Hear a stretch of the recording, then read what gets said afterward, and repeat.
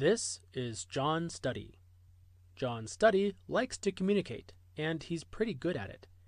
But what makes him good at communication? Well, for one, he understands the importance of context, or the circumstances and setting of communication. You see, we communicate all the time, but how we communicate changes based on who we are with, what sort of events are occurring around us, our opinions and beliefs, and where we are. Anything from an empty stomach to bad weather to an awkward situation can form the context that defines our ability to communicate.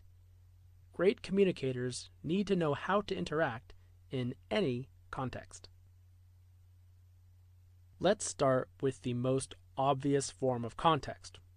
Physical context is the actual setting. This includes things like the physical location, the time of day, the noise level, the weather, etc.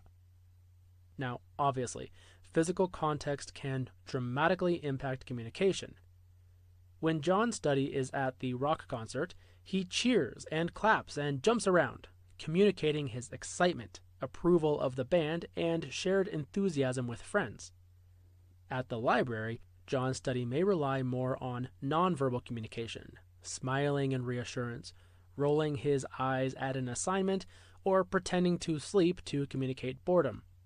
In each scenario, he is communicating, conveying information, but that message is only received because he responds appropriately to the context.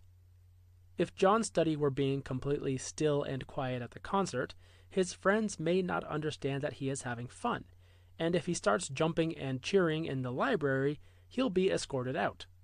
And that's not good communication. Physical context is pretty obvious, but there are more things that influence communication than just the setting. For example, how about the expectations? The temporal context is the expectations that people have based on past experiences. If John Study's friends go to the coffee shop every week to talk about their relationships, then by inviting his friends for coffee, John Study has set up an expectation that a certain sort of communication will occur. If he arrives and just sits quietly on his laptop listening to music, the friend will probably be confused, maybe even frustrated. Is John Study acting inappropriately for the physical context? Not at all. But based on their past experiences, he's not meeting his friend's communication expectations. This is something we should always keep in mind. People's expectations about communication are defined by their past experiences, whether we were a part of those experiences or not. The next type of context is all about relationships. A social psychological context is the balance